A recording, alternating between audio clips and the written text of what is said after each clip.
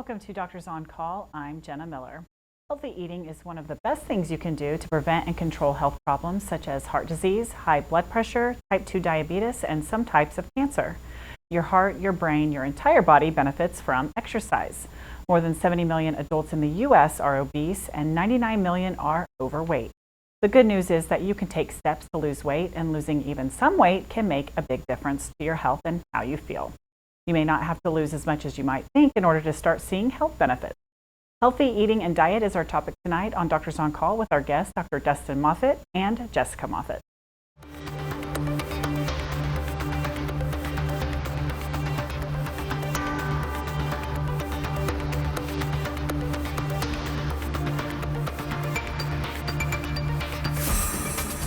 Presentation of Doctors on Call on Smoky Hills PBS is made possible in part by an underwriting grant from at Blue Cross Blue Shield of Kansas.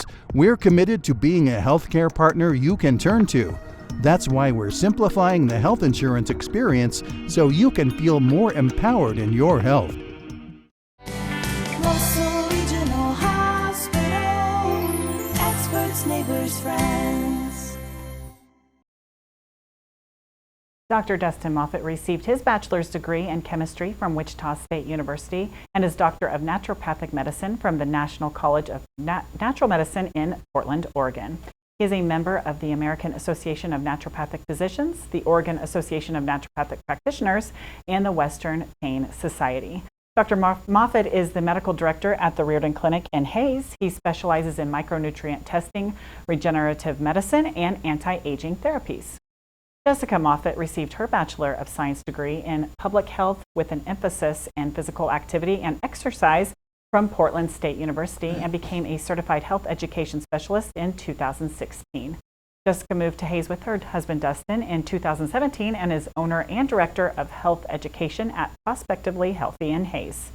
Give us a call at 800-337-4788 with your questions about healthy eating and diet on Doctors on Call.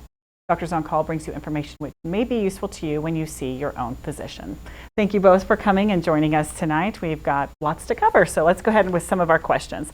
First of all, let's talk about, as a team, how do you view healthy eating and diet?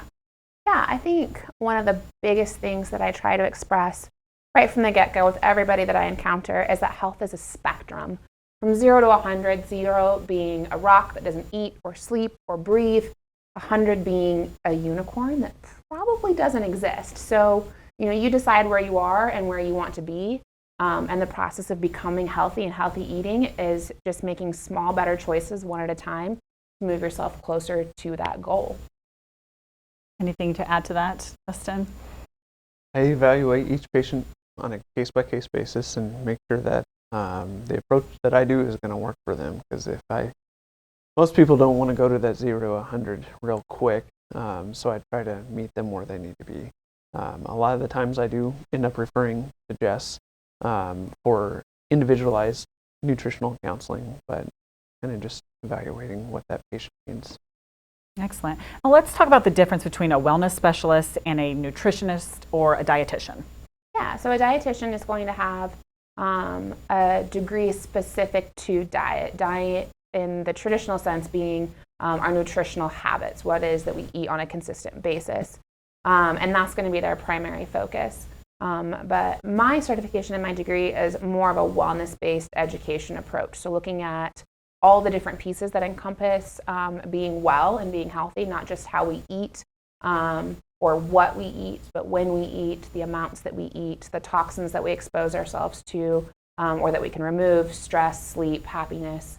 Kind of a big picture approach versus just focusing on the food that's on your plate. Excellent. Now, how does Prospectively Healthy work with the Reardon Clinic? So a lot of what we do is we'll have referrals back and forth. If they start with Jess for nutritional consults and they're looking for a little bit more medical coverage, or maybe they've got some kind of underlying condition going on, that's where she'll refer to me. Most of the time when they're wanting to get into the nitty-gritty and they start it with me as a patient to go over general health care, and I think that diet is a big foundation for almost everyone's health, but if I feel like that specific patient needs more guidance, a lot of the time it's more conducive to send them to her for, like I said, it can be anywhere from a nutritional plan, it can be going over basics of what nutrition is, which we do some of it in office, but getting down to the details is where I step in for Jess.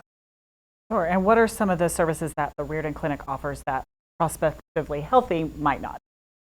So we do a lot of thyroid medication management. Anybody that has been to a doctor and they just don't feel like their thyroid is perfectly well managed, that's where we step in and we take a bigger look at what else is going on. And maybe there's some nutrient deficiencies, or maybe they are not quite on the right medication for them. We'll step into bioidentical hormone replacements. We look at a lot of nutrient testing, because if somebody is deficient in something, then and it's not coming in through the diet, then we might need to look at supplementing that in. We also do a lot of food allergy testing, because if you're eating the wrong foods that you're allergic to, your body, you're going to see weight gain just in and of itself. We can also look at medication management for weight loss therapy. So a lot of that will include some stimulant or appetite suppressant medications, some growth hormones, or even peptides. Okay, very good. Now, how do you determine a patient or client's appropriate diet? Yeah, I like to base, as a health education specialist, I like to base everything on the traditional daily recommended values of what we're looking for a well-balanced diet. And then there's recommendations, of course, from the American Medical Association that talk about, if you're increasing certain activity levels, then that'll change caloric distribution. And a lot of research-based approaches to changing macronutrients, so maybe eating more proteins or less fat for a particular goal, more specifically with weight. Oftentimes we see that, or with muscle, somebody trying to gain muscle mass. We can help with that as well. But otherwise, unless you're allergic to something, I typically say, give it a shot. If your body doesn't tell you that you shouldn't be eating it, or something that Dr. Moffitt's done at the Reardon clinics doesn't say that you shouldn't be eating it, then it's probably okay to eat it. And then, like you just said, if you're deficient in something, a micronutrient that he's been able to clinically diagnose, then we can focus on making sure to add more of that. But otherwise, it's eating well-balanced, all the foods that you can that your body doesn't say not to eat. And what might be some signs that it's a food that your body's saying no way? Yes. So some of the biggest ones that I love to see, because we often get very fast responses, is acne, brain fog, insomnia at night, inability to sleep. And so they go to Dr. Moffitt, they do a food allergy panel, it comes back they're allergic to bananas, for example. And they're like, well, shoot, I've been eating bananas in my smoothie for the last 3 years. And then we cut out the bananas, and then all of a sudden they reach those weight loss goals that they were looking for, or their acne clears up, or all of a sudden the brain fog isn't there that was there.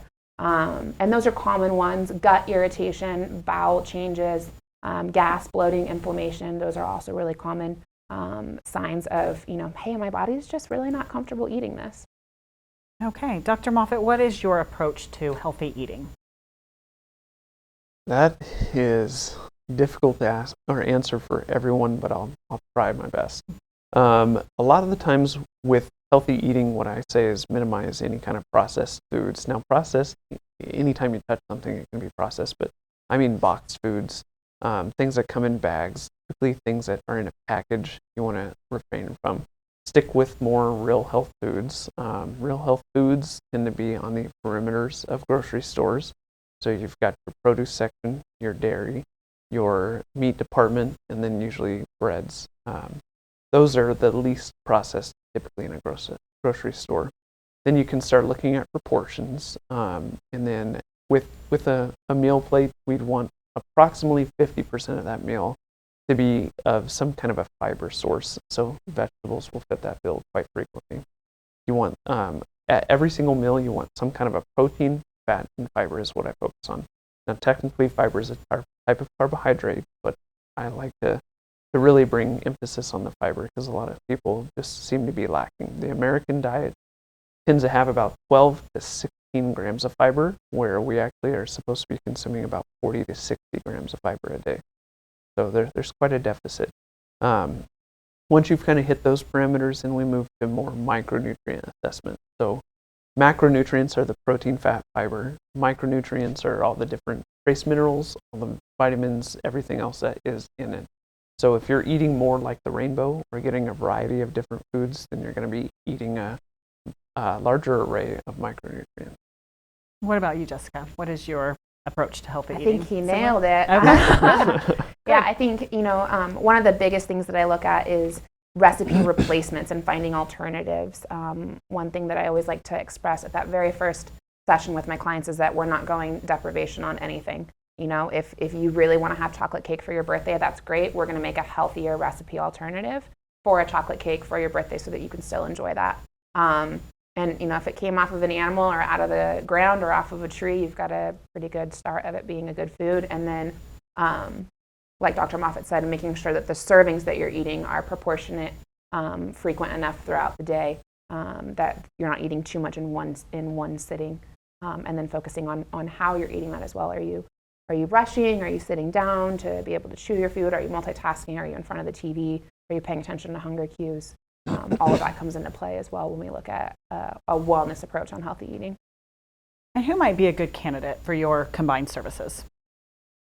For me, anybody who, at the very beginning when I said health is a spectrum from 0 to 100, if you said, I think I'm at 42, but you're right, Jess, my goal is 60, I want to help you get there. If you, you want cooking, you want recipes, you've got some wonderful Thanksgiving recipes from your grandma that you want us to help make healthier, I can help you with that. If you're not sure how to peel a piece of garlic, I can help with that. And learning kind of the education pieces of it. Everything that I teach is education-based and research-based. So oftentimes I find that clients have Googled one question and then ended up with significantly more questions by the time they got to the end of their Google search. And so sometimes when my clients get into that kind of overwhelming, we can dial it back down and start with the basic of that. And what kind of results can a client expect through your services? It depends on what they're coming in for. So ideally, the first thing we're going to see strip away is usually that fatigue, achiness, or brain fog. But if their primary goal is weight loss, depending on which program they choose, how efficient they are at sticking to those programs, men can tend to see anywhere from 25 to 40 pounds of weight loss within the given time of the program. Women, it can be anywhere from 10 to 30 pounds. It just really depends. Every body is different. But those are good starting numbers. I don't always like to focus directly on weight. Sometimes, like if they get a diet and exercise routine going, a lot of times you'll actually see muscle building come on first, and then the weight will start to reduce. So weight loss is not always the first obstacle, but if a patient comes in specific about weight loss, we try to focus. And what are diets? We hear that term so often. What are diets and do they work? Yeah, the word diet traditionally just refers to our nutritional intake, our daily eating habits. But if you think of trending diets, paleo, ketogenic, they typically by research are a diet that's based off of a cultural group of individuals in a specific time period where either food scarcity, climate, region, or culture dictated how they ate, and it worked really well for them. And they're based on research is always a group of people that will benefit very well from those diet trends, that particular cultural approach they're looking at. And then conversely, there's always a group that maybe won't benefit from it as well. So they work if it's the right fit for you for that particular plan. But oftentimes the biggest thing is when you stop that diet trend, if you haven't made a truly lifestyle change to your eating habits, when you stop that diet trend, then unfortunately you undo what you've temporarily created in success. So that's the big kicker is you have to, whatever you pick, if it's working, you have to stick to it. Mm-hmm. And what about, is it the same thing? You see all these boxed foods that, these programs that it comes to your door and it sounds so very convenient. Mm-hmm. How do you feel about those?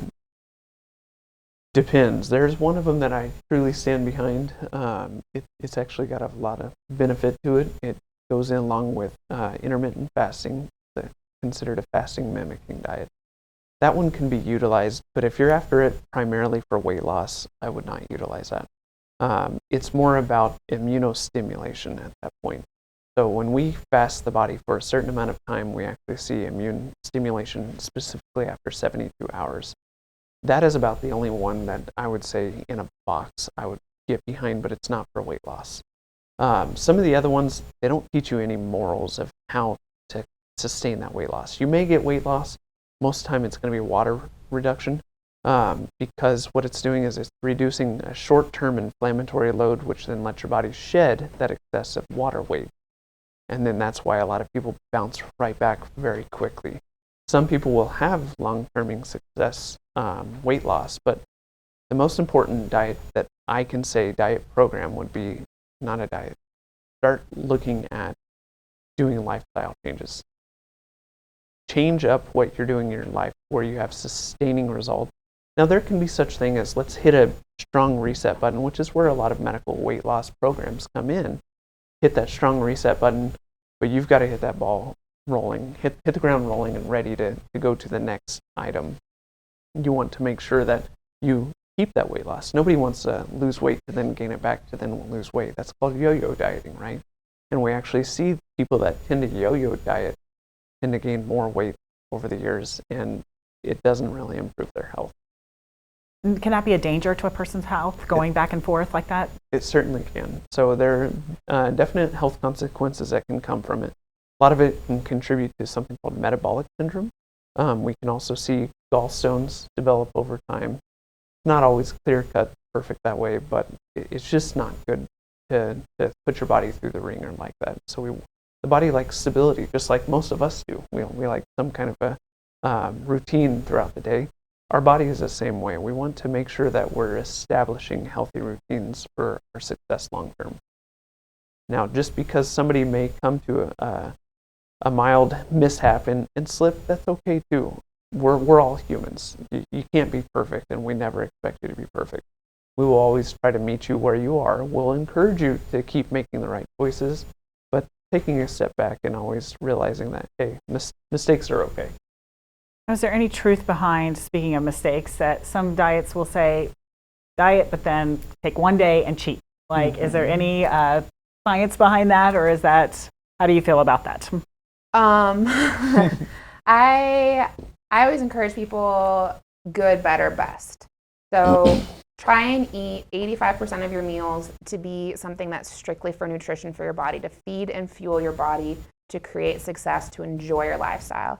10% of the time, have something that you enjoy with your meal, but make it a balanced meal. So if you want a burger, that's great. Maybe have a salad with it. If you want steak and potatoes, fine, throw some vegetables on the side. 5% of the time, enjoy what you can, but distribute that 5% over time. Don't stack it all at once, because if your body gets too much of a nutrient at once, for example, if you consume too many fats in one sitting, it's going to do either one of two things. It's going to create a bowel response where you're going to try and purge it, or it's going to store it, which is not helpful. Whereas if you have one maybe splurge meal, for dinner, but had a really great salad for lunch that day, then your body will be able to balance that macronutrient imbalance a little bit easier. So not a fan of cheat days if that's what you're getting at. Okay, good. That's good to know. Does it cost more usually? Does it tend to cost more to eat healthy? Absolutely not. One of the very first things that I ask every single one of my clients is, how much do you spend on groceries right now, and how much do you want to spend? We talk about grocery store habits, when to avoid going to the grocery store, how to reduce how much you spend at the grocery store, the frequency of going, but also really capitalizing on the foods that you have in your fridge so that you're not throwing things away at the end of the week.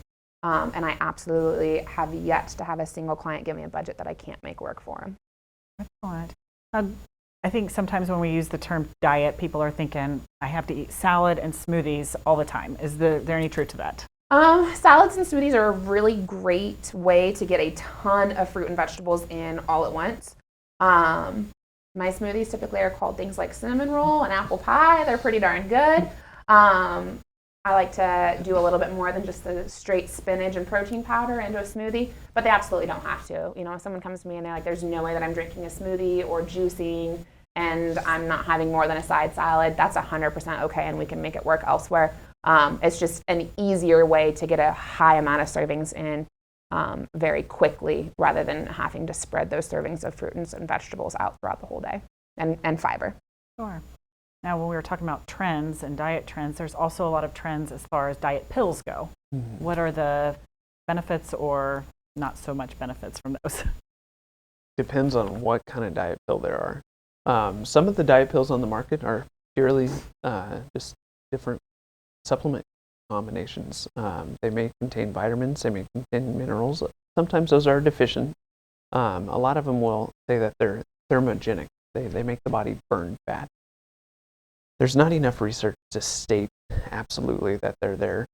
Some of them will have increased antioxidants, like the green coffee bean. You'll see that in a lot of things. Same thing, it doesn't work for everyone. It might work for some people, but a lot of times you're kind of wasting your money on a higher priced one. Then they know how to market them. They're usually, the diet pills are 2-3 times the price of what a standard supplement is, and they're not necessarily any better. You'll see some of these HCG drops on the market. You'll see a lot of studies where they've actually looked at them, and none of them actually contain any HCG.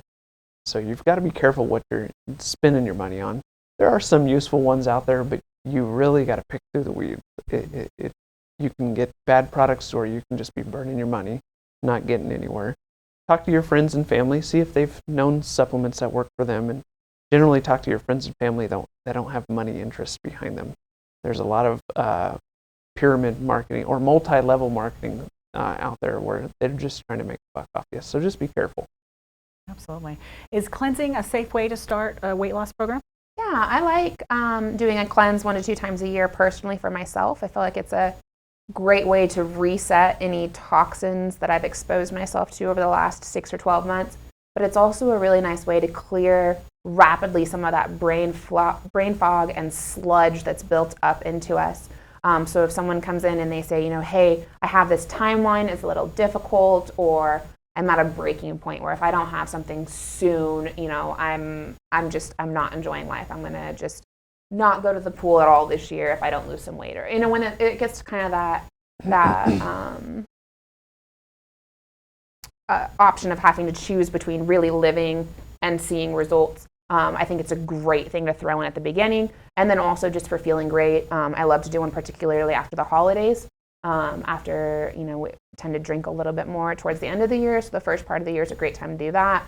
And then right before the summer, get rid of some of that excess bloating and water weight that gets you prepared for that summer goals that people like experiencing. So, but not as long as it's a physician approved, clean, balanced cleanse.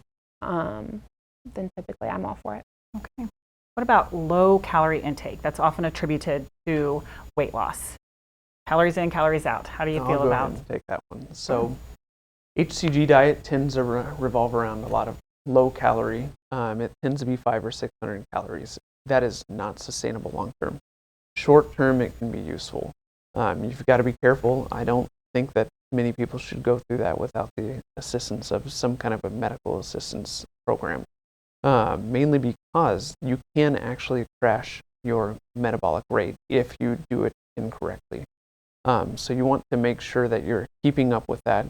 Because like I said, a 500-600 calorie diet is not good long term. If you did that long term, you're actually going to see that you might actually start gaining weight at that, because you put your body into starvation mode. And that is the thing that we want to avoid. Is it true that not all calories are created equal? Or does it just matter how many you take in? I have that course available on my website if you'd like to download it. But absolutely, if you look at the amount of energy that you get from a calorie, how much work your body has to produce to be able to break down 1 calorie of fat versus 1 calorie of protein, it's different. And the results that your body experiences are going to be different. So they're not all created equal. And we all know this. We can go to McDonald's and we can eat a 1,200 calorie meal and not feel the same as we would if we had a 1,200 calorie salad, which would be huge. That would take some effort to get through. But they're definitely not all equal. And do clients complain ever of feeling hungry when they're on your program? No, I'm all about the snacks. Okay. Very good. I try really hard to focus from a scientific approach on looking up activity levels, age, gender, calories burned to see how many calories we're eating, and really keeping at pretty close to that 2,000 calorie daily recommended value, and a little bit below that if they want to lose weight, a little bit above that if they're trying to gain weight, unless Dr. Moffitt's given us some specific recommendations of different caloric intake. But yeah, we're never hungry. We've always got all the snacks in our back pockets. So excellent. Well, thank you both so much for joining us tonight. That was Dr. Dustin Moffitt and his wife, Jess Moffitt, for being our guests today on Doctors on Call. Next week, be sure to tune in. We'll be discussing cardiology. You can email us questions for our next week's program at doctors@shptv.org. Thank you for joining us for Doctors on Call. I'm Jenna Miller.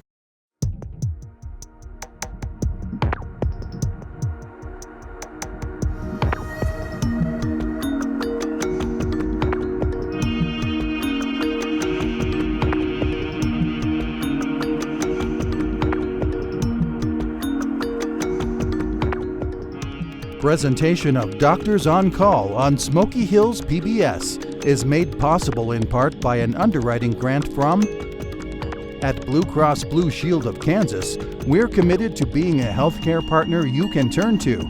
That's why we're simplifying the health insurance experience so you can feel more empowered in your health. Russell Regional Hospital, experts, neighbors, friends.